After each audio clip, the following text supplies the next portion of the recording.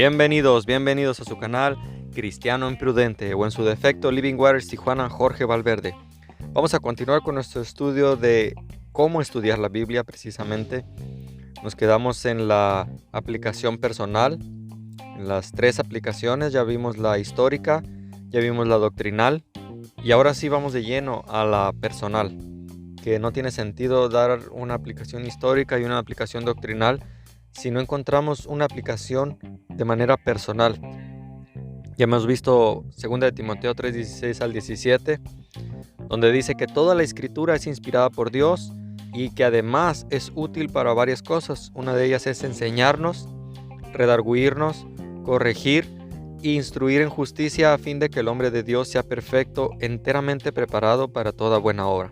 Entonces ya vimos, toda la escritura es útil. No estamos diciendo que solo alguna, no estamos diciendo que el libro de Hebreos, porque fue escrito a los hebreos, no lo debemos leer.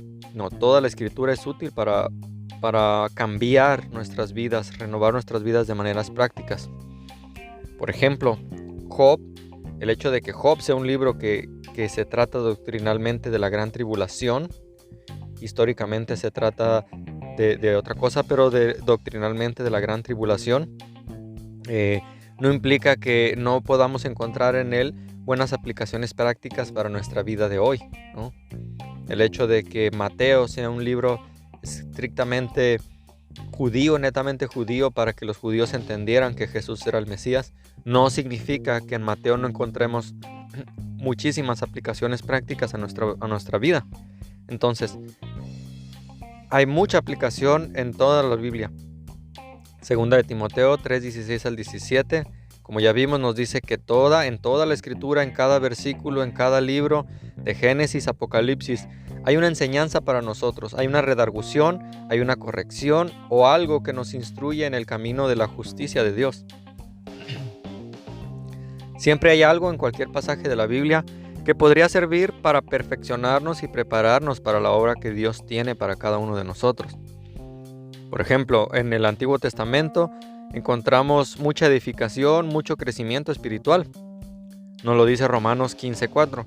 Porque las cosas que se escribieron antes, cuando Pablo escribió esto en Romanos, aún no estaban escritos muchos de las partes del Nuevo Testamento, pero Pablo dice las cosas que se escribieron antes. ¿Qué cosas? Pues el Antiguo Testamento, lo que ellos conocían como la Torá, Pentateuco, Salmos, Proverbios. Todas las cosas que se escribieron antes para nuestra enseñanza se escribieron, a fin de que por la paciencia y la consolación de la Escritura tengamos esperanza. Te recuerdo que estamos usando el manual del pastor Greg Kedrowski. Y continuamos, dice, aunque el Antiguo Testamento, las cosas que se escribieron antes, está escrito en su mayor parte a los judíos, o sea, de casi todo el Antiguo Testamento, como ya vimos en la aplicación doctrinal, como ya vimos en la aplicación histórica. En su mayoría el Antiguo Testamento fue escrito a los judíos. Aún así, un cristiano puede aprender y aplicar mucho de lo que lee ahí, especialmente los principios espirituales. Ahora ya vimos que solamente hay una aplicación histórica. Esa no la podemos cambiar, esa no es a tu gusto, esa no es a lo que te parezca, eso no es yo creo. Esa es una aplicación histórica, solo hay una aplicación histórica. Y también solo hay una aplicación doctrinal o profética que tenemos que buscar en la palabra. Pero hay miles de diferentes maneras de aplicar los principios que vemos en la Biblia, que sería la aplicación práctica o personal. La aplicación histórica y la doctrinal nos ayuda a llegar a una aplicación personal, como ya vimos. Esos 2 tipos de aplicación nos va a ayudar a llegar a una aplicación personal, porque marcan la cancha, como se dice en el fútbol, mostrándonos los límites que podemos tomar personalmente sin torcer la escritura ni aplicar algo en nuestras vidas que no deberíamos estar aplicando. Entonces, estas 2 aplicaciones, la histórica y la doctrinal, convergen para darnos una aplicación personal. Regresando al ejemplo de Job. Aun cuando Job trata de un tiempo en la historia un poco después del diluvio, y a pesar que doctrinalmente es un cuadro de la gran tribulación, hay mucho en ese libro que podemos aprender y aplicar en nuestras vidas. Por ejemplo, ojalá que cada uno de nosotros podamos responder a las pruebas de nuestras vidas con tanta integridad como lo hizo Job. ¿no? Con tanta integridad, con tanta paciencia. Después de perder su ganado, de perder sus siervos y a sus hijos, yo no sé, a veces somos tan... tuve un problema con un carro, lo voy a llamar así, una injusticia, un golpe que me dieron injustamente. Fui acusado injustamente de algo que no sucedió. Digo, fue un golpe menor, o sea, nada de gran nada que se saliera de control, pero me molestó simplemente porque me golpearon mi carro y la persona no pagó, ¿no? Siendo que yo estaba respetando el semáforo, etcétera. Y con algo tan sencillo pudo robarme mi paz, algo tan material como puede ser un golpe en un carro. Job perdió sus siervos, perdió su ganado, perdió a sus hijos. Y Job dice lo siguiente. Job 1:21. Desnudo salí del vientre de mi madre y desnudo volveré allá. Jehová dio y Jehová quitó. Sea el nombre de Jehová bendito. Podemos responder así cada vez que tenemos, y lo digo entre comillas, injusticias, porque en realidad la única injusticia la padeció Cristo en la cruz, pero podemos responder así. Durante las pruebas de nuestras vidas no debemos atribuirle a Dios ningún despropósito, ¿no? Es como, ¿y esto qué propósito tiene? Es que no tiene sentido que me esté pasando esto. Dios se ha olvidado de mí. Dios se le salió de control esto. No. Debemos confiar completamente en Él, sabiendo que Dios usa las pruebas para pulirnos y seguir formándonos a la imagen de Cristo. Romanos 8:28. Y sabemos que los que aman a Dios, todas las cosas les ayudan a bien. Esto es, a los que conforme a su propósito son llamados. Ahora aquí hay una restricción. No es que a todas las cosas les ayudan a bien, sino que a los que aman a Dios. Y dice, todas las cosas les ayudan a bien. No significa que todo les sale bien, no significa que no tienen problemas, no significa que no tienen enfermedades, sino que aún esos problemas y esas enfermedades, Dios las usa para el bien. Y tú dices, ¿cómo? Sí, es que mira, nuestra mente tiene un límite y la mente infinita de Dios ve más allá. Si pudiéramos ver lo que Él ve, como sucedió con Job, tú y yo leemos la historia de Job y estamos viendo más allá porque ya conocemos el libro, ¿no? Pero Job no lo sabía, Dios sí. Entonces muchas veces no sabemos qué hay más allá, pero Dios sí lo sabe. Segunda de Corintios 12, 9 al 10. Y me ha dicho, bástate en mi gracia, porque mi poder se perfecciona en la debilidad. Por tanto, de buena gana me gloriaré más bien en mis debilidades, para que repose sobre mí el poder de Cristo. Por lo cual, por amor a Cristo, me gozo en las debilidades, en afrentas, en necesidades, en persecuciones, en angustias, porque cuando soy débil, entonces soy fuerte. Bueno, cuando reconozco mi debilidad.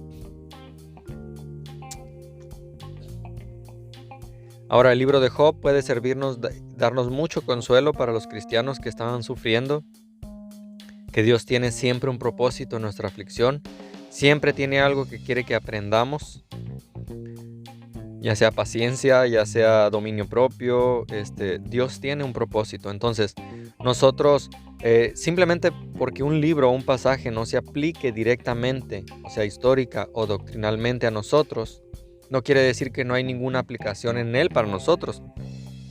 Claro que va a haber muchas aplicaciones. Uno, por ejemplo, puede aplicar toda la escritura, pero debería entender el contexto histórico y doctrinal primero para evitar torcer la palabra de Dios. Ahora rápidamente vamos a ver un ejemplo de las 3 aplicaciones. Un personaje. Ya hemos visto las 3 aplicaciones en el contexto de un libro de la Biblia, por ejemplo Job. Veamos otro ejemplo de esta regla en el personaje de Caín. Él aparece por primera vez en la Biblia en Génesis 4, la historia del homicidio de su hermano Abel. La aplicación histórica es fácil de establecer. Se trata de un tiempo justo después de la caída de Adán y Eva. Pudieras anotar, bueno, históricamente está después de la caída de Adán y Eva. Y todo lo que se escribió en Génesis 4 es historia verdadera, no es un mito judaico. Ahora, doctrinalmente, ¿qué hay de la doctrina? Bueno, Caín es un tipo y cuadro del anticristo que está por venir en la tribulación. Caín y el anticristo son homicidas, Juan 8:44. Ambos también son del maligno, o sea, de Satanás, primera de Juan 3:12, segunda de Tesalonicenses 2:9. Además, Los dos tienen una marca. Génesis 4:15, no sé si lo habías visto, Apocalipsis 13:18. Tanto Caín como el anticristo tendrán una marca. Entonces, doctrinal y proféticamente, Génesis 4 dice y enseña una sola cosa. Nos enseña acerca del anticristo, a través de una prefiguración del personaje de Caín. No es que Caín literalmente era el anticristo, son cuadros y prefiguraciones. Entonces, Abel es un tipo y cuadro de Cristo. No es que Abel sea Cristo, sino que es un cuadro y tipo, Abel inocente. Personalmente, hay mucho que podemos aprender de Génesis 4 acerca de nuestro andar con Jesús. Por ejemplo, Caín era un hombre muy religioso. Él llegó primero que Abel para ofrecerle a Dios el fruto de la tierra como ofrenda, Génesis 4:3. Y como hombre religioso hoy día, Caín llegó con una ofrenda del fruto de sus propias obras. Como muchas religiones quieren llegar hoy en día delante de Dios, presentarse por sus méritos, por sus obras, por lo que pudieron hacer por Dios.